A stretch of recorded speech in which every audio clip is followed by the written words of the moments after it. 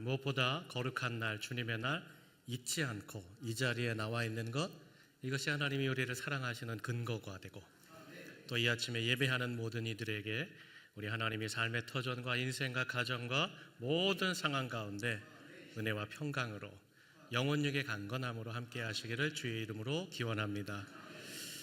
우리 온양이 낳은 세계적인 석학이요 한국의 대표적인 우리 귀한 박사님 이어령 박사님이 쓰신 책 중에 느껴야 움직인다라는 책이 있습니다. 이 책은 짧은 단편들로 이루어진 책입니다. 그런데 이 책의 한 곳에 한 아들과 노인 아버지의 대화의 대목이 있습니다. 치매기가 있는 아버지와 아들이 함께 집에 앉아 있다가 까치 한 마리가 집들로 날아 들어오는 것을 보게 됩니다. 이때 치매기가 있는 백발 노인이 된 아버지가 창밖을 바라보다가 아들에게 물었습니다. 얘야, 저 새가 무슨 새냐? 아들이 답을 합니다. 까치요.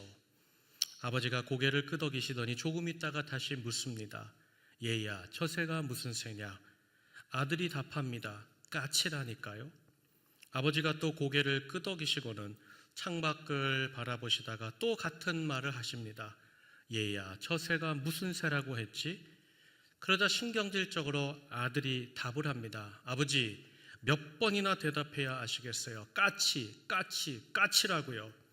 그때 그 옆에서 듣고 계시던 그 어머니가 한숨을 내쉬며 이렇게 말씀하셨습니다. 아범아, 너 어렸을 때도 이 집에서 저 새가 무슨 새냐 100번도 더 물었단다. 그때마다 아빠가 저 새가 무엇이냐 묻는 내게 까치란다. 까치가 왔구나. 까치요? 아빠, 저 새가 무슨 새예요? 까치야. 까치가 왔어. 까치라고요? 그럴 때마다 아버지는 늘 너에게 까치가 왔구나. 까치란다. 까치란다. 몇 번이고 대답하시면서 말하는 내가 귀여워서 머리를 쓰다듬어 주셨지. 그래서 네가 말을 빨리 배울 수 있었단다. 사랑하는 여러분, 우리가 이 땅에 태어나 살면서 부모님의 은혜, 부모님의 사랑, 헌신, 감사하고 그분을 존중하고 사랑하고 공경해야 한다는 것 너무 잘 알고 있습니다. 이것은 예수님을 믿건 안 믿건 세계 만국에 있는 모든 사람이 다 알고 있는 인간사의 근본이고 진실입니다. 그럼에도 내리사랑이라고 하지요. 내 자녀를 사랑하는 것은 너무 쉽게 되는데 이것을 바꾸어서, 이 방향을 바꾸어서 아래로 가는 이 사랑을 위로 바꿔 올리는 것, 부모 공경은 쉽지 않습니다. 마음을 먹어야 되고 결심해야 되고 노력해야 되고 그때서야 조금이나마 부모님을 공경하고 존중하게 되는 것이 솔직한 우리의 마음이고 우리의 삶의 형태입니다. 사실 옛날에는 삶의 존재와 방식을 다 부모님께 물려받았습니다. 오래지 않습니다. 불과 30년, 40년 전의 이야기입니다. 목수는 그 아버지로부터 목수일을 배웠습니다. 그리고 아버지가 평생 쓰던 그 좋은 연장을 물려받습니다.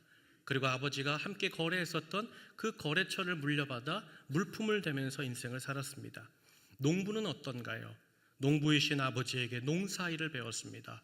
이때 씨를 뿌려야 된다. 이때 물을 줘야 된다. 이때 풀을 매야 된다. 그리고 아버지로부터 전답을 물려받아서 농사를 지으며 살아왔던 것이 우리 아버지 세대의 이야기입니다. 부모님은 한 사람에게, 아니 한 가정에 있어서 그 존재에 있어서 절대적인 존재였고 삶의 밑받침이 부모님이었습니다. 그러나 지금 이 세대는 그렇게 생각하지 않고 살아갑니다. 오히려 부모님에게 속박되는 것, 부모님에게 구속되는 것을 어리석은 일이라고, 현명하지 못한 일이라고 판단합니다. 그리고 어떻게든 빨리 부모님으로부터 떠나려고 애씁니다. 집 밖으로 떠나는 것이 자유고 진정한 행복이라고 생각합니다. 개인주의로 살아가는 것이죠. 그래서 생각하는 것도 혼자, 공부하는 것도 혼자, 즐기는 것도 혼자, 내가 다 할 수 있다는 생각으로 부모님에 대한 사랑, 공경, 존중은 점점 더 소홀해지는 것도 사실입니다. 그런데 성경을 보면 하나님께서는 하나님의 믿는 자녀된 우리에게 곳곳에서 반복하여 주시는 말씀이 있습니다. 그것은 내 부모를 공경하라는 겁니다. 존중하라는 겁니다. 하나님께서 이 땅에 처음으로 하나님 스스로 말씀을 새겨주신 일이 있습니다. 바로 모세를 시내산에 불러서 하나님이 직접 돌판에 당신의 말씀을 새겨주셨습니다. 그 말씀이 십계명입니다. 네 가지, 첫 번째부터 네 가지는 하나님 자신을 향하여서 지켜야 될 계명이면서, 그러면서 인간에게 처음 주셨던 하나님의 계명 말씀은 바로 5계명, 내 부모를 공경하라는 말씀이었습니다. 이 땅의 모든 사는 사람들은, 존재하는 모든 인생들은 반드시 너희를 낳아준 부모님을 사랑해라, 존중해라, 공경해라, 섬기라는 말씀을 주신 것이죠. 그런데 사실 솔직히 이렇게 부모님을 사랑하고 공경하는 것이 생각보다 잘 되지 않습니다. 알기는 너무 잘하는데, 인류 역사의, 인간사의 가장 근본인데, 기초인데 그럼에도 잘 안 되는 것이죠. 그렇다면 사랑하는 여러분, 왜 우리는 이토록 소중히, 과히, 넘치도록 그 부모님의 사랑과 헌신과 수고를 알고 있음에도 불구하고 왜 부모님의 그 사랑과 헌신을 이렇게 쉽게 잊고 살아가는 것일까? 나의 자녀들을 향한 사랑은 누가 말하지 않아도 이렇게 날마다 흘러가고 그들을 향하여 내 모든 것을 퍼주어도 아깝지 않은데, 왜 위를 향하여, 내 부모님을 향하여서는 결심하지만 안 되는 것이고, 왜 또 우리 부모님 살아계실 때는 뭐가 그리 바쁘고 부담되고 피곤하고, 그리고는 후에 돌아가신 뒤에 눈물을 흘리며 후회하는 인생을 살고 있는 것일까? 오늘 본문 말씀을 보면 바리새인들과 서기관들이 예수님을 찾아와서 논쟁적인 질문을 던졌을 때 예수님께서 그 논쟁에 관하여 부모 공경이라는 말씀을 통해 대답하시는 본문의 말씀입니다. 먼저 오늘 말씀의 배경을 보면 1절을 보니까 이렇게 시작합니다. 그때 바리새인과 서기관들이 예루살렘으로부터 예수께 나와 이르되라고 얘기했습니다. 여기 마태복음 15장은 예수님이 갈릴리에 계실 때의 사건입니다. 그런데 예수님께 종교 지도자들이 어디로부터 찾아왔는가라고 이야기할 때 예루살렘으로부터 왔다고 기록했습니다. 여기 예루살렘으로부터 종교 지도자들이 찾아와서 예수님께 따져 물었다, 이것은 우연히 지나가다가 들른 것이 아니죠. 이들은 중앙본부 예루살렘 성전에서 이 어떠한 목적을 가지고 예수님을 찾아와 따지기 시작했다는 겁니다. 그럼 왜 이들이 예수님을 찾아온 것일까? 그 이유가 15장 2절에 있는데 우리 한번 다 함께 읽겠습니다. 15장 2절 함께 읽습니다. 당신의 제자들이 장로들의 전통을 범하나이까? 떡 먹을 때에 손을 씻지 아니하나이다. 아멘. 저를 따라 하시죠. 손을 씻지 않는군요. 예수님이 손을 씻는 전통을 어겼기 때문에 그렇습니다. 이것을 정결예라고 합니다. 그런데 예수님이 이 손을 씻는 정결례를 행하신 적이 없는 거예요. 당시에 이런 전통은, 이런 예절은 굉장히 중요한 거였습니다. 실제로 요한복음 2장에 보면요, 예수님께서 가나 혼인잔치에서 이제 비어있던 돌 항아리에 물을 채워넣고 그 물을 하인들에게 어떻게 해라? 떠다 주어라 할 때 그 잔치 자리에서 그 물이 극상의 포도주로 바뀌는 기적을 행하셨습니다. 그런데 그때에 돌 항아리 6이 놓였다고 하는데 이게 무엇을 의미하느냐? 요한복음 2장 6절을 보면 거기에 유대인의 정결 예식을 따라 두세 통 드는 돌 항아리 6이 놓여 있는지라. 이 6통의 돌 항아리는 정결 예식, 그야말로 손을 씻는 예식에 사용되었던 물이었고, 그 물 6통이 다 어떻게 사용됐다는 거예요? 그 혼인잔치에, 귀한 잔치 자리에 올 때에 다 소비되었다는 거죠. 그 항아리가 비었다는 것을 말합니다. 그야말로 거기 참석한 모든 사람들이 정결 예식을 다 잘 지켰다는 것이죠. 그런데 예수님을 보니까 어떻습니까? 예수님은 세례 요한의 세례를 받고는 온갖 부정하다는 사람들을 다 만나고 돌아다닙니다. 그리고는 부정한 사람들과 서슴없이 만지고 그들과 함께 먹는데 손 한 번 씻는 적이 없어요. 손을 씻었다는 이야기가 전혀 없습니다. 그렇게 정결 예식을, 전통을 지키지 않으니까 당시의 종교 지도자들이 볼 때에는 저 예수가 장로들의 유전을, 우리가 함께 만든 이 규칙을 어기는구나. 그리고는 도전처럼 여겨서 안 되겠다. 이제는 중앙 본부에, 예루살렘 본부에서 이제는 사람을 파견하여서 갈릴리에 가서 예수님에게 경고장을 주기 위해서 이 말씀을 이제 따져 묻게 된 것이죠. 예수님이 이 질문을 받았을 때 왜 당신은 손을 씻지 않습니까? 왜 정결례를 행하지 않습니까? 이때 예수님이 이 물음에 뭐라고 답하시는가? 15장 3절을 제가 읽겠습니다. 대답하여 이르시되 너희는 어찌하여 너희의 전통으로 하나님의 계명을 범하느냐? 여기 보니까 전통이라는 말이 나오고 계명이라는 말이 나와요. 여기 보니까 전통과 계명이 대치되고 있다. 이것이 예수님의 말씀입니다. 유대계의 전통이 도리어 하나님의 계명, 말씀을 어기는 일에 사용되고 있다. 예수님이 그 말씀을 하시는 겁니다. 그러면서 주님께서 예를 들어 말씀하신 것이 바로 15장 4절인데 우리 한번 다 함께 읽겠습니다. 함께 읽습니다. 시작. 하나님이 이르셨으되 내 부모를 공경하라 하시고 또 아버지나 어머니를 비방하는 자는 반드시 죽임을 당하리라 하셨거늘. 아멘. 하나님께서 분명히 5계명의 말씀을 주셨습니다. 계명, 말씀을 주셨다는 것이에요. 그런데 이 말씀, 가장 크고 무겁고 하나님의 말씀, 조금도 바꿀 수 없는 이 말씀을 무시하는 사람들의 전통이 이 말씀을 업신여기고 있다는 겁니다. 그 전통이 뭘까요? 그게 5절로 6절인데 제가 읽어드리겠습니다. 너희는 이르되 누구든지 아버지에게나 어머니에게 말하기를 내가 드려 유익하게 할 것이 하나님께 드림이 되었다고 하기만 하면 그 부모를 공경할 것이 없다 하여.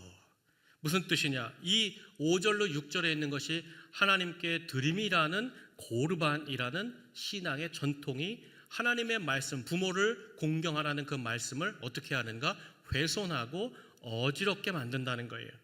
여러분, 이 고르반, 하나님께 드림이 되었습니다, 하나님께 맡겼습니다라는 이 고르반 전통이 무엇이냐? 이건 서원입니다. 어떤 서원인가 하면 하나님께 내 인생에 가지고 있는 모든 것을 다 하나님의 손에 맡겨드립니다, 다 하나님께 예물로 드립니다 라는 서원이고 신앙 고백이라는 것이죠. 사실 이 고르반은요, 지금으로 봐도 너무나 소중하고 아름다운 신앙 고백입니다. 너무나 훌륭하고 복된 신앙 고백 아닙니까?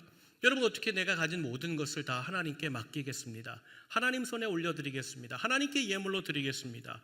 여러분, 이와 같은 것은 지금도 이 시대에도 필요한 우리의 신앙 고백인 줄로 믿습니다.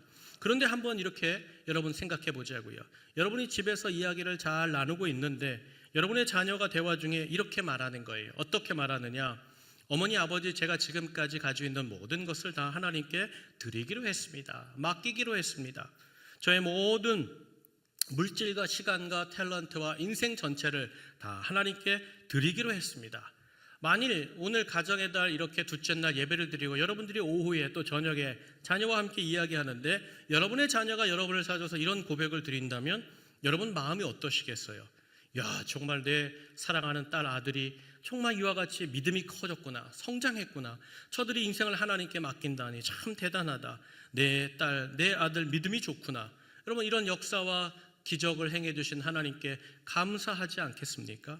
여러분, 이런 믿음의 고백을 자식들로부터 들었다. 하나님께서 내 모든 것을 다 아십니다. 저는 하나님께 내 인생을 다 드리기로 했습니다. 제가 가진 시간, 모든 것은 다 하나님께 예물로 바치고 저는 주님만 따라 살겠습니다.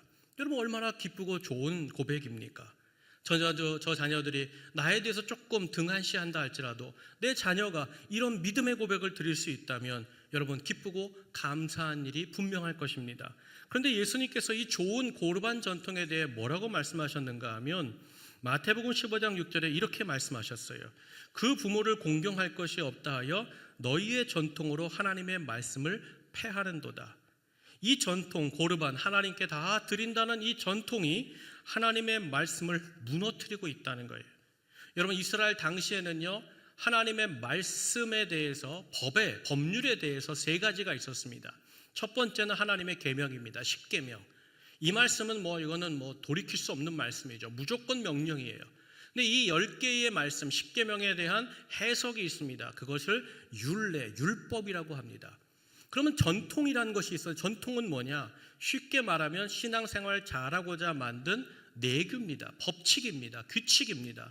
예를 들면 이런 것이죠. 오늘 우리가 어버이날 행사를 합니다. 우리 교회에서는 만 75세 이상, 또 우리 원로 장로님들께는 이렇게 카네이션을 달아드리고 축하를 드립니다. 이건 우리 교회 내규입니다. 우리 교회 전통입니다. 근데 다른 교회는 다를 수 있어요. 다른 교회는 80세로 할 수 있고 70세로 할 수 있고, 우리 교회는 교회가 작으니까 어버이 모두를 합시다. 이제 막 갓난쟁이를 낳았다 할지라도 그 어버이 모두에게 다 카네이션을 달아줍시다. 그건 교회마다 다릅니다. 전통이라는 것은 바로 그런 거예요. 그런데 이 전통이 가장 높은 하나님의 말씀을 위법하고 폐하고 만들고 있다는 것이죠. 여러분, 쉬운 말로 너무 좋은 고르반이라는 전통이 가장 높은 5계명, 인간을 향하여 주신 첫 번째 계명인 부모 공경이라는 이 말씀을 회피하고 무시하고 또 법적으로 악용해버리는 그런 근거가 되어버렸다는 거예요. 예를 들면 이런 얘기입니다. 잘 들으시면 이해가 쉬우실 거예요. 내 자식이 큰 부자가 되었습니다. 그런데 부모인 나는 형편이 넉넉지 못해요. 생활하는 것이 어려워요. 노후가 힘들어요. 그래서 부자된 내 자녀에게 찾아가서 자녀에게 좀 미안하기도 하지만 그래도 얘야, 내가 좀 나를 도와줬으면 좋겠다. 네가 좀 나를 공경하고 내 인생을 좀 잘 마무리할 수 있도록 섬겨주면 좋겠다. 이야기할 수 있잖아요. 말할 수 있잖아요. 그런데 이 자녀가 믿음이 좋은지 모르겠지만 갑자기 종교 지도자들 앞에 가서 자신의 것을 고르반합니다. 하나님, 내 모든 재산과 시간과 물질과 달란트를 다 하나님 손에 맡겨드립니다. 하나님 역사하시고 하나님이 다 사용하여 주시옵소서. 그리고는 돌아와서 얘기합니다. 아빠, 엄마 아까 방금 뭐라고 말씀하셨죠? 나를 좀 도와달라고 하셨죠? 근데 어떡합니까? 제가 지금 하나님 앞에 가서 다 봉헌하고 왔거든요. 하나님께 다 드렸거든요. 어머니, 아버지 죄송하지만 하나님 앞에 가서 달라고 하시면 될 것 같습니다. 이게 고르반을 잘못 사용하는 거예요. 근데 이게 부모만 이렇게 하는 것이 아니라 일반 사람들 가운데 이 고르반, 너무나 좋은 제도를 악용하는 거예요. 말씀을 어기는 방법으로 쓰는 거예요. 어떻게 쓰는가? 남에게 돈을 빌려요. 큰 돈을 빌립니다. 내가 갚을게. 연말 되면 갚을 거야. 그리고 큰 돈을 빌려서 마음껏 쓰는 거예요. 그 연말이 됐는데 사람이 찾아옵니다. 빚쟁이가 찾아옵니다. 당신 이거 연말까지 주기로 했는데 언제까지 주겠느냐? 1시간만 기다려주면 내가 주겠다. 그리고 어떻게 해요? 이 빚쟁이가 예배당에 갑니다. 종교 지도들 앞에서 하나님, 내가 가진 것과 내가 가진 모든 빚을 다 하나님께 맡겨드립니다. 고르반입니다. 그리고 돌아와서 얘기하는 거예요. 아까 얼마 달라 그랬어요? 미안합니다. 내가 빚도 하나님께 다 드렸습니다. 가서 하나님께 찾아가십시오. 하나님께 받으십시오. 이게 고르반이라는 전통을 이렇게 오해하고 악용했다는 거예요. 사랑하는 여러분, 그러다가 이렇게 하나님께 다 드렸으니까 사실은 그가 마음대로 쓸 수 없잖아요. 그러면 이제 어떤 일이 벌어지느냐? 부모님이 이제 세상을 떠나셨어요. 하나님 나라 갔어요. 그러면 이 자식된 자가 어떻게 하느냐?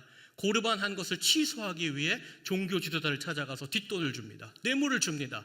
내가 그때는 과했습니다. 용서해 주시죠. 그럼 종교 지도자들이 봉투를 보고 이렇게 하고 싹 가슴에 넣고는 어떻게 하는 거예요? 취소. 그리고 자기가 그 모든 것을 자기 돈을 가지고 자기 마음대로 쓰는 일이 태반이었다는 거예요. 빚쟁이들한테도 이렇게 했다는 거예요. 사랑하는 여러분, 이게 당시에 만든 너무나 좋은 신앙의 전통, 규칙, 고르반, 전통을 지킨다는 명분 아래에 어떻게 하는 거예요? 더 중요한 말씀, 내 부모를 공경하라. 이 말씀을 지키지 않고 회피하고 무시하고 업신여기는 것으로 사용했다는 거예요. 이 모습에 대한 예수님의 평가가 무엇이냐? 오늘 7절로 8절인데 7절 제가 읽겠습니다. 외식하는 자들아, 이사야가 너희에 관하여 잘 예언하였도다. 일러스되. 우리 8절로 9절 다 함께 읽습니다. 시작. 이 백성이 입술로는 나를 공경하되 마음은 내게서 멀도다. 사람의 계명으로 고운을 삼아 가르치니 나를 헛되이 경배하는도다. 아멘. 겉모습은 하나님을 위한 것처럼 보여요. 포장은 하나님의 이름으로 했어요. 그런데 그 안에 뭐가 없어요? 하나님은 안 계신 거예요. 중심은 다 잃어버렸어요. 본질은 다 빼먹은 채 뭐만 가지고 있는 거예요? 형식만 가지고 있는 거예요. 그러면서 본질에 하나님이 원하시는 말씀, 그것을 인간의 생각으로 다 회파해버리고 범하며 무너뜨리는 그런 기만하는, 업신여기는 어리석음을 이스라엘 민족이 행하고 있었다는 거예요. 사무엘상 4장을 보면요, 엘리 제사장 때 이렇게 본질은 잃어버리고 겉모습만 붙잡는 역사가 하나 일어납니다. 그게 언젠가 하면 이스라엘 백성이 블레셋과의 전쟁하는데 처음 전쟁에서 크게 패합니다. 위태함을 느껴요. 그때 이스라엘 백성들이 어떻게 하는가? 이제 우리가 이 이스라엘과 이 블레셋 전쟁에서 반드시 이겨야 우리가 이 인생을, 우리 나라를 건설하고 지킬 수 있으니 지킬 수 있는 묘수가 무엇일까? 그리고 떠올렸는데 그것이 묘수가 사무엘상 4장 3절에 나옵니다. 제가 읽겠습니다. 여호와의 언약궤를 실로에서 우리에게로 가져다가 우리 중에 있게 하여 그것으로 우리를 우리 원수들의 손에서 구원하게 하자. 묘수가 뭐예요? 하나님의 임재와 승리의 상징인 그 법궤를 들고 전쟁터에 나가자는 거예요. 여러분, 이 법궤가 어떤 일을 행했습니까? 가나안 들어올 때에 요단강을 가른 것도 법궤입니다. 철옹성 같았던 여리고를 법궤를 앞세우고 빙글빙글 돌 때에 어떤 일이 벌어져요? 여리고도 무너뜨린 것이 이 법궤가 앞장서 나갔을 때 하나님이 주신 승리지요. 그 하나님의 임재와 승리와 역사와 기적의 상징물인 이 하나님의 법궤, 여호와의 법궤를 들고 전쟁터로 나가자는 거예요. 그리고 그렇게 이스라엘의 하나님의 법궤가 이스라엘 진영에 탁 들어올 때 정말 이스라엘 군대가 어떻게 반응하는가? 우리 4장 5절 말씀 다 함께 읽습니다. 시작. 여호와의 언약궤가 진영에 들어올 때에 온 이스라엘이 큰 소리로 외치며 땅이 울린지라. 아멘. 저를 따라하세요. 땅이 울린지라. 여러분, 어느 정도 소리를 지르고 발을 굴러야 땅이 울릴까요? 그야말로 하나님의 언약궤가 이스라엘과 블레셋 전쟁, 그 전쟁터에 딱 둥둥둥둥 하고 등장하는 순간 그 엘리의 두 아들 홈니와 비느하스가 그 성전 여호와의 법궤 옆에 탁 폼을 잡고 들어올 때 이스라엘 군대가 그냥 다 이긴 것처럼 환호성을 올리고 발을 굴르고 막 함성을 질렀다는 거예요. 그런데 이 여호와의 법궤를 들고 나간 이 이스라엘과 이 블레셋과의 전쟁의 결말이 어떻게 되었어요? 여러분, 처참하게 됐습니다. 전쟁에서 대패합니다. 홈노와 비느하스가 그 전쟁에서 전사합니다. 그리고 뺏겨서는 안 되는, 아니 뺏길 수 없는 그 하나님의 법궤가 적군이었던 블레셋 손에 들어가는 전대미문의 사건이 일어납니다. 그렇다면 사랑하는 여러분, 항상 이스라엘 앞장서서 승리를 주고 기적을 주고 역사를 행했던 이 하나님의 동행하심과 임재의 상징이었던 이 법궤를 들고 나갔음에도 불구하고 대패하고 뺏길 수 없었던 그 법궤까지 빼앗기게 된 원인이 무엇이었을까? 법궤는 빼앗길 수 없는 것이고 또 남이 빼앗아 간다고 해도 이건 가져갈 수 없는 물건 아닙니까? 그 하나님의 임재, 승리, 상징인 그 법궤를 그와 같이 빼앗겨버린 원인이 무엇일까? 이유는 하나입니다. 이스라엘이 하나님이 아닌 하나님의 법궤를 붙잡았기 때문에 그래요. 이스라엘이 하나님의 임재와 승리와 기적의 상징인 법궤를 강하게 붙잡았지만 정작 누구를 놓쳤어요? 본질인 중심인 하나님을 놓치고 뒤로 던져버렸다는 거예요. 바로 그때 어떤 일이 벌어지느냐? 이가봇, 하나님의 모든 영광이 이스라엘부터 떠나는 비참하고 비루한 이스라엘이 되고 말았다는 거예요. 여러분, 오늘 우리도 마찬가지입니다. 우리가 예배를 드리죠. 이 예배에도요 형식이 있어요. 처음 부름기도, 묵상기도, 찬송, 기도, 헌신. 여러분, 다 하나님의 이름으로 하나님을 향하여 잘 예비된 형식입니다.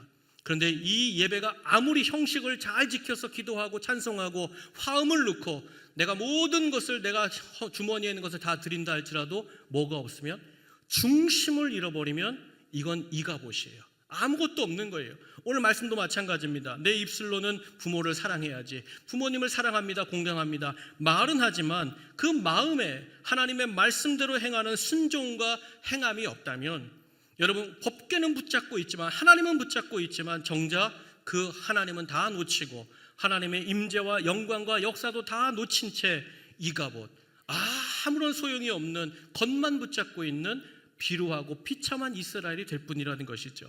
바로 주님께서 지금 이 말씀을 주시는 거예요. 중심을 붙잡아라. 너희들이 말씀이 먼저가 되어야 되지 않겠느냐? 어떻게 인간의 생각으로 이 말씀을 재단하고 이 말씀을 무시하는 그런 일이 있겠느냐? 그렇다면 사랑하는 여러분, 정말 중요한 거 한 가지 나누고 싶어요. 그건 뭐냐? 한번 생각해 보자는 거예요. 그러면 하나님께서 고르반한 인생, 그야말로 모든 것을 하나님께 맡기고 모든 것을 하나님께 드려진 인생이 이 세상에 있을까요? 정말 내 모든 것, 내 모든 탤런트, 모든 시간, 물질, 이 모든 것은 다 하나님의 것입니다. 하나님 예물로 받아주시옵소서. 그렇게 하나님께 서운한 인생을 찾는다면 여러분, 그 인생, 이 인류 역사 속에 누가 있을까요? 저는 딱 한 분이라고 생각합니다. 그분은 바로 예수님이시죠. 여러분, 예수님은 정말 그 모든 것을 다 하나님께 고르반한 인생 아닙니까? 33년 하늘의 영광을 버리고 이 땅에 34년을 사는 동안 단 한 번도 하나님의 뜻과 그 하나님의 말씀에서 어긋남이 없이 자신의 모든 인생을 다 온전히 하나님의 뜻과 그 하나님의 사역과 하나님의 나라를 위해 올인하고 드렸으니 그야말로 고르반한 인생 대표라면 예수님이 최고이지 않겠습니까? 그러면 예수님이 그 고르반 인생 했으니까, 나는 모든 것을 다 하나님께 맡겼으니까 그 육신의 어머니 돌보기를 등한시했을까요? 육신의 어머니, 엄마 바빠요. 내가 지금 하나님 나라 일하기도 바쁘고 지금 저 줄을 보세요. 이 집에 지금 병든 사람이 얼마나 섰습니까? 제가 어머니 지금 방문할 수가 없어요. 얘야 어떻게 지내느냐? 아, 봐라. 내가 지금 어머니 여기 지금 제자들과 함께 말씀을 가르치는데 나중에요. 등한시하셨을까요? 여러분 보세요. 도리어 예수님께서 십자가에 달리셨던 그 마지막 순간에도 이미 손발이 이제 십자가에 못이 박혀 있었고 이제는 옆구리에 창이 찔려서 숨 쉬는 것조차도 버겁고 고통이 되었던 그 순간임에도 여러분, 예수님이 누구를 생각하고 누구의 노후를 걱정하신 줄 아십니까? 여러분, 그 예수님의 십자가의 마지막 그 장이 요한복음 19장인데 26절을 제가 읽겠습니다. 예수께서 자기의 어머니와 사랑하는 제자가 곁에 서 있는 것을 보시고 자기 어머니께 말씀하시되 여자여 보소서 아들이니이다 하시고, 우리 19장 27절 다 함께 읽겠습니다. 시작. 또 그 제자에게 이르시되 보라 내 어머니라 하신대 그때부터 그 제자가 자기 집에 모시니라. 아멘. 여러분 보세요. 예수님이야말로 그 모든 인생 다 하나님께 고르반한 인생, 진짜 고르반한 인생 아닙니까? 그럼에도 그 육신의 부모, 어머니를 향하여 못합니다, 안 합니다, 할 수 없습니다, 지금은 상황이 아닙니다, 얼마든지 이유될 수 있었잖아요. 그럼에도 그 인생의 가장 험악하다는 십자가 위에서조차도 예수님은 그 어머니를 생각하시면서 말합니다. 어머니 아들입니다. 제가 어머니 아들입니다. 그리고 뭘 염려합니까? 어머니의 마지막까지의 그 인생의 노후를 예수님이 그 십자가 위에서 걱정하시고 사랑하는 요한에게 그 어머니를 부탁하지 않습니까? 사랑하는 여러분, 그럼 예수님은 어떻게 그 마지막 십자가 위에서도 부모 사랑, 그 어머니를 이와 같이 생각하고 그 어머니를 사랑할 수 있었던 것일까? 이유는 분명합니다. 하나님의 말씀대로 그 뜻대로 사는 인생은 결코 하나님이 주신 그 말씀을 자신의 상황이나 자신의 판단이나 자기의 생각으로 재단하는 것이 아니라 그 말씀 그대로 붙잡고 행하는 인생이 되는 줄로 믿습니다. 그렇다면 사랑하는 여러분, 저를 보세요. 다 저를 보세요.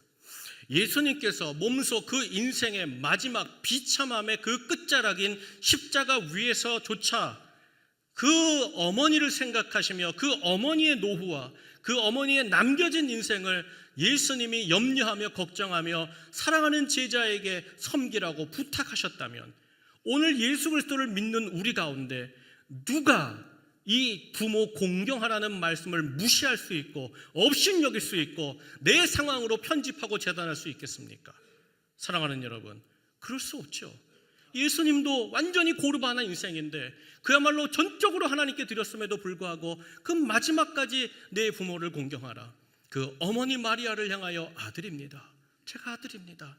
어머니 죄송하지만 제가 먼저 이렇게 하나님 나를 떠나지만 어머니 그 노후를 하나님 앞에 맡기겠습니다. 그리고 제가 사랑하는 제자를 통하여 그 어머니를 모시게 하겠습니다. 그리고 어떤 일이 벌어져요? 사도 요한이 그 어머니를 모시고 예루살렘에 있다가 소아시아로 건너갑니다. 요한계시록에 보면 소아시아 7개가 나오잖아요. 그때의 예수님의 어머니가 이 요한과 함께 삽니다. 그리고 소아시아에서 그 7교회를 요한과 함께 돌보다가 마지막에 세상을 떠났다는 거예요.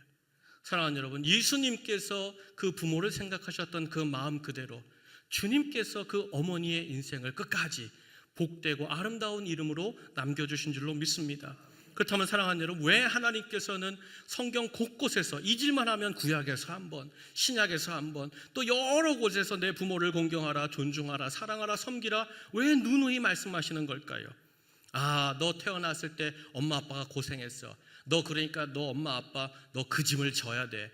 너 그 부모 고생한 거 너도 한번 지고 살아봐야지. 힘겨워도 너 살아봐야지. 그렇게 무거운 짐으로 부모 공경을 주신 걸까요? 아니에요. 여러분, 부모 공경을 주신 말씀이 끝나는 것이 아니라 그 말씀을 항상 한 다음에 그 다음에 이어지는 연결되는 구절들이 있어요. 여러분, 그 연결이 다 어디에 연결되어 있습니까? 먼저 신약 에베소서 6장 2절로 3절 말씀 읽어볼까요? 여러분, 에베소서 6장 2절로 3절 말씀 한번 다 함께 읽겠습니다. 시작. 내 아버지와 어머니를 공경하라. 이것은 약속 있는 첫 계명이니 이로써 내가 잘되고 땅에서 장수하리라. 아멘. 여러분, 부모 공경하라는 말은 거기로 끝나는 게 아니에요. 명령으로 끝나는 게 아니에요. 책임만 있는 게 아니에요. 왜 하나님이 부모 공경하느냐? 이 땅에서 너에게 더 복을 주시기 위해, 이 땅에서 더 구별되고 하늘의 복과 땅의 기름진 것으로 아름답게 살기 위해서 하나님이 우리에게 축복의 기회로 주신 것이 부모 공경인 줄로 믿습니다. 룻기 1장을 보면요, 이방 여인 룻이 등장하죠. 남편을 잃습니다. 그런데 시어머니가 이제 어떻게 하는가? 너는 이제 전통에 따라서 이 규칙에 따라서 너는 모압 사람에게 다시 시집가서 새 살림을 차려라. 너는 새로운 인생을 차려라. 그렇게 전합니다. 시어머니도 그렇게 말하지요. 그런데 이 이방 며느리 룻이 어떤 결정을 하는 거예요? 여러분 룻기 1장 16절 한번 다 함께 읽겠습니다. 시작. 어머니께서 가시는 곳에 나도 가고 어머니께서 머무시는 곳에서 나도 머물겠나이다. 어머니의 백성이 나의 백성이 되고 어머니의 하나님이 나의 하나님이 되시리라. 아멘. 여러분 왜 룻이 이와 같이 시어머니 나오미를 따라 나오미를 섬기기 위해 그 예루살렘 그 땅까지 베들레헴 땅까지 동행하고 섬겼던 것일까요? 룻이 분명히 자기 전통이 있잖아요. 시어머니도 얘기하잖아요. 따라오지 말아도 된다. 너는 너의 인생을 살아라. 그럼에도 왜 룻이 그 나오미를 따라서 베들레헴까지 동행하고 끝까지 섬겼던 걸까요? 하나입니다. 룻이 알았던 거예요. 내 전통이나 상황이 아니라 하나님 앞에서 가장 좋은 것이 무엇일까? 하나님을 선택하는 결정, 하나님 앞에서 가장 아름다운 선택하기로 그녀가 결정했기에 그와 같이 동행할 수 있었다는 거예요. 결국 그와 같이 하나님을 선택했어요. 전통이나 상황이나 내 어떤 계산이 아니라 하나님을 선택하고 하나님의 말씀을 선택했던 이 룻에게 하나님이 어떤 복을 내려주셨어요. 첫 번째는 보아스를 통하여서 그 비루했던 이방인의 여인의 삶을 하나님이 완벽하게 복원해 주시죠. 게다가 다윗 왕의 선조가 되게 하시고 나아가서 우리의 구원자가 되시는 예수 그리스도 그 족보에 부정한 사람이야, 돼지와 같은 사람이야, 지옥의 땔감으로밖에 쓸 수 없는 이방인들이야. 그런데 그 이방인 게다가 여인이 예수님의 오는 생명 구원의 통로로 영원히 기록되게 하신 줄로 저는 믿습니다. 사랑하는 여러분 마찬가지죠. 사실 어쩌면요 오늘 이 아침에 부모님 공경하는 거 사랑하는 거 이 말씀 앞에 여러분 힘들고 어려운 상황일 수 있어요. 경제적으로 관계적으로 여러 상황 가운데 할 수 없는 상황일 수도 있습니다. 말씀은 잘 알지만 그와 같이 행할 수 없는 여러 조건들도 있을 수 있습니다. 이미 또 가정 안에 부모님과 관계가 이미 많이 틀어져서 이제는 정말 왕래한 지도 오래되었고 연락한다고 좋아하지도 않을 것 같은 그런 상황이 있을 수도 있습니다. 또 어떤 분들은 이미 부모님이 세상을 떠나셔서 나는 이제 부모님이 없어, 나는 부모님이 없어, 그럴 분도 계시지요. 그러나 사랑하는 여러분, 오늘 말씀의 본질은 무엇이냐, 주제는 무엇이냐, 여러분 무엇이 먼저냐, 바로 이것이에요. 하나님의 말씀이 먼저입니까? 환경이 먼저입니까? 하나님의 계명이 먼저입니까? 세상의 계산이 먼저입니까? 여러분 내 형편과 내 상황이 먼저입니까? 주님이 기뻐하시고 주님이 우리에게 주신 그 말씀이 먼저인가? 바로 이것이라는 것이죠. 여러분 인생을 살면서 나는 부모님께 받은 게 없어요, 나는 부모님께 물려받은 것이 없어요, 부모님한테 학대받았어요, 나는 매를 맞았어요, 힘들게 살았어요. 그럴 수 있어요. 나는 부모님께 쓴뿌리만 받았다고 말하는 분들도 계실 겁니다. 그런데 사랑하는 여러분 잘 생각해 보세요. 정말 쓴뿌리와 연약함과 그 폭력만 받았습니까? 아니죠. 더 중요한 게 있잖아요. 하나님께서 우리 부모님들을 통하여 더 중요한 본질, 중심, 그 생명을 이어가게 하셨고 내가 그렇게 그 생명을 이어받아서 힘겹게 살았지만 내 가정을 누리고 내 자손을 낳고 내 손주들을 보는 이런 생명의 통로대 그 부모님을 하나님께서 우리에게 주신 줄로 믿습니다. 여러분 그것 하나만으로도 우리는 부모님을 생각할 때에 감사하고 그 부모님을 공경하고 사랑해야 될 줄로 믿습니다. 실제로 그래서 구약에서부터 신약까지 계속되는 말씀이 있잖아요. 그 말씀 정말 하나님께서 부모 공경해라, 잘해라, 섬겨라, 그러면서 하나님이 계속 주셨던 말씀 아까도 읽었지만 우리 신명기 5장 16절 말씀 한번 다 함께 읽겠습니다. 함께 읽습니다. 시작. 너는 내 하나님 여호와께서 명령한 대로 내 부모를 공경하라. 그리하면 내 하나님 여호와가 내게 준 땅에서 내 생명이 길고 복을 누리리라. 아멘. 저를 따라 하시죠. 부모를 공경하라. 내가 복을 받으리라. 아멘. 사랑하는 여러분, 한 가정, 한 인생 새로워지고 저 하늘의 복을 마음껏 받을 수 있는 기회와 시작점이 어딘가? 오늘 말씀에 근거하면 주님의 말씀을 선택하는 거예요. 그리고 주님께서 우리에게 주셨던 부모 공경, 부모 사랑, 이 말씀을 붙들고 오늘 주님을 향하여 더 늦기 전에, 내가 부모님이 이 세상 떠나기 전에 여러분 주님을 의지함으로 그 부모님께 연락하고 작은 것 하나라도 사랑과 정성을 담아 그를 섬기기 시작할 때 반드시 하나님께서 신약과 구약에 부모를 존경하는 인생에 주신 이 모든 약속들이 우리 인생에 쏟아지고 우리 삶의 터전의 기쁨으로 남겨질 줄로 믿습니다. 여러분, 그럼 왜 우리가 하나님 말씀에 순종하면 우리가 왜 복을 받고 하나님께서 약속하신 놀라운 것들을 마음껏 누리게 될까요? 이유는 하나입니다. 비유로 말씀드릴게요. 하나님의 말씀이 바람과 같아요. 우리 인생은 마치 바람을 불 때에 그 강 위에 떠 있는, 바다 위에 떠 있는 돛담배와 같죠. 하나님의 말씀이 내게 불어오는데 어떻게 하면 좋아요? 역풍으로 가면 어떤 일이 벌어져요? 앞으로 나아갈 수가 없어요. 아무리 노력하고 애쓴다 할지라도 겨우겨우 배가 갈지자로 힘겹게 나아갈 뿐입니다. 근데 하나님의 말씀이 불어와요. 하나님의 말씀이 나를 향하여 달려와요. 근데 그 하나님의 말씀에 내가 순풍으로 돌아서면, 방향을 바꾸면 여러분, 우리 인생의 돛담배는 어떻게 되는 거예요? 멀리 힘차게 빠르게 우리가 원하는 그 목적지를 향하여 더 아름답게 항해가 이루어질 줄로 믿습니다. 바로 하나님의 말씀이 그와 같다는 거예요. 사랑하는 여러분, 하나님의 말씀에 순풍 타시는 이 아침 되시길 주의 이름을 축원합니다. 바라기는, 사랑하는 여러분, 오늘 어버이 주일입니다. 이 아침에 제가 한마디 딱 드리고 싶어요. 늦기 전에 하십시오. 늦기 전에 하십시오. 나에게 사랑하는 이 생명, 내가 이 가족을 꾸리고 내 자녀를 돌볼 수 있는 이 생명을 주신 나의 부모님, 하나님 감사합니다. 하나님께서 말씀하신 대로 제가 믿음을 가지고 이 말씀대로 선택합니다. 상황이 아니라, 형편이 아니라 제가 이 말씀대로 순종하여 부모님을 공경하겠습니다. 그때 하나님이 이 믿음을 가지고 말씀을 붙들며 행하는 이 순종을 통하여 하나님께서 여러분의 인생과 여러분의 후손과 가정을 향하여 복의 길을 여시고, 그 순풍을 통하여서 하나님이 이끄시고자 하는 소망의 항구에 우리 인생과 가정과 우리 자손들을 반드시 도착하게 하실 줄로 믿습니다. 바라고 원합니다. 우리 사랑하는 온천제일의 모든 성도님들이 하나님 앞에 말씀을 선택하십시오.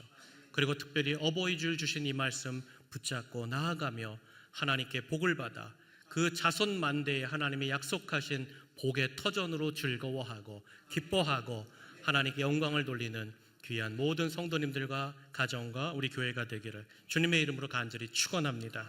우리 말씀 붙잡고 기도하면 좋겠습니다. 사랑하는 여러분, 부모를 공경한다는 것은 성경에 보면 인간적인 도리를 넘어서는 믿음의 행동입니다. 하나님이 말씀하셨기 때문이죠. 그분이 나에게 완전한 부모였기 때문에 우리가 공경하는 것이 아닙니다. 하나님께서 그 부모님을 통하여 내게 이 생명을 주셨기 때문에 공경하고 사랑할 이유가 있는 것입니다. 어쩌면 지금까지 우리가 부모님을 향하여 표현 못했던 마음과 사랑이 있을 수 있습니다. 늦었다고 생각하는 마음도 있을 수 있습니다. 그러나 여러분, 오늘 주의 말씀 듣고 이 말씀을 붙잡고 오늘 예배가 마친 뒤 전화 한 통이라도, 문자의 한 부분이라도 어머니 아버지 사랑합니다, 감사합니다, 그리고 작은 섬김이라도 시작할 때 효도는, 공경은 형편의 문제가 아니라 하나님 보기에는 믿음의 문제가 되고, 반드시 그 믿음을 통하여 순종하고 말씀을 선택하는 인생, 하나님께서 잊지 아니하시고 약속하신 그 평안과 복을 흘러가게 하실 줄로 믿습니다. 오늘 이 아침 하나님, 먼저 세상을 떠난 부모님이 계시다면 그 부모님 천국에 계시기를 원합니다.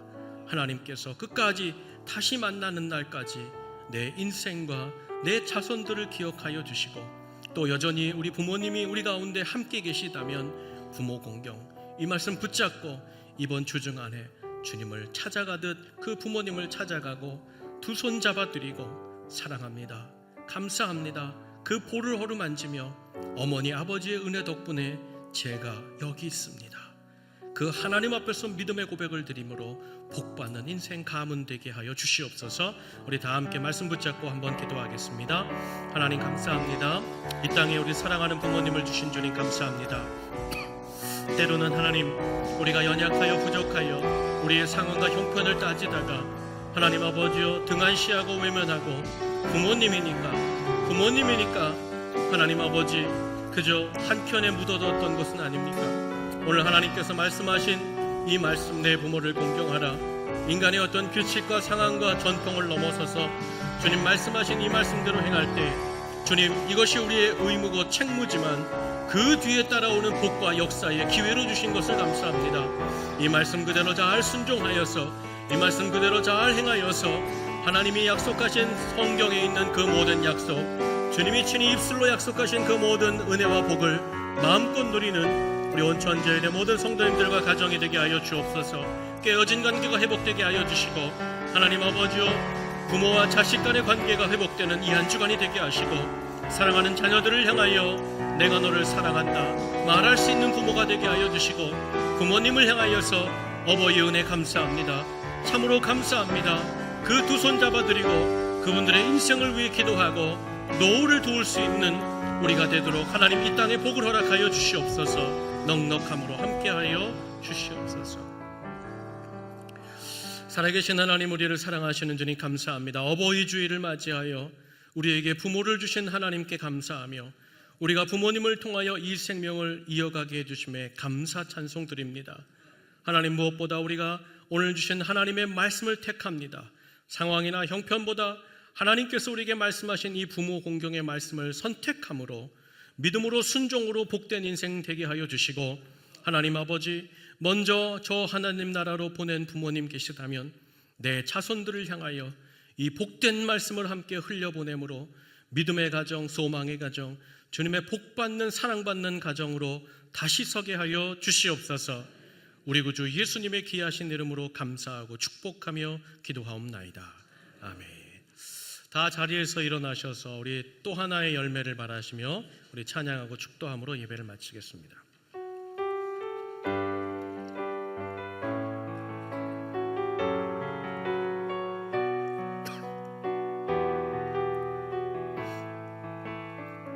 감사해요, 깨닫지 못했는데. 감사해요, 깨닫지 못했었는데 내가 얼마나 소중한 존재라는 것. 태초부터 지금까지 하나님의 사랑은 항상 날 향하고 있었다는 것. 고마워요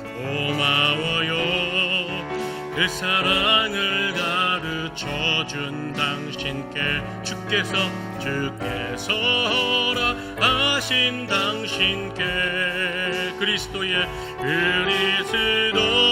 사랑으로 더욱 섬기며 이제 나도 세상에 전하리라. 당신을 사랑받기 위해, 당신을 사랑받기 위해,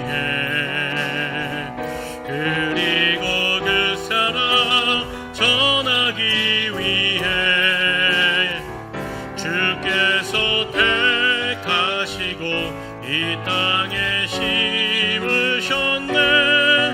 또 하나의 열매를 바라시며 감사해요 깨닫지 못했었는데 내가 얼마나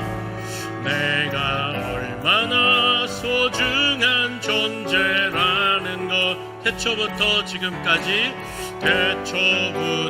지금까지 하나님의 사랑은 항상 날 향하고 있었다. 고마워요 그 사랑을 가르쳐준 당신께, 주께서 허락하신 당신께 그리스도의 사랑으로 더욱 섬기며 이제 나도 세상에 전하리라. 우리 부모님들을 사랑하고 축복하며 당신을 사랑받기 위해, 그리고 그 사랑 전하기 위해 주께서 택하시고 이 땅에 심으셨네. 또 하나의 열매를 바라시며 기도하겠습니다. 이제는 우리 구주 예수 그리스도의 은혜와 하늘아버지의 무한하신 사랑하심과 우리 가운데 내주 동행하시는 성령님의 감화 감동 교제 교통하심이 오늘 이 어버이주일 하나님의 음성, 내 부모를 공경하라.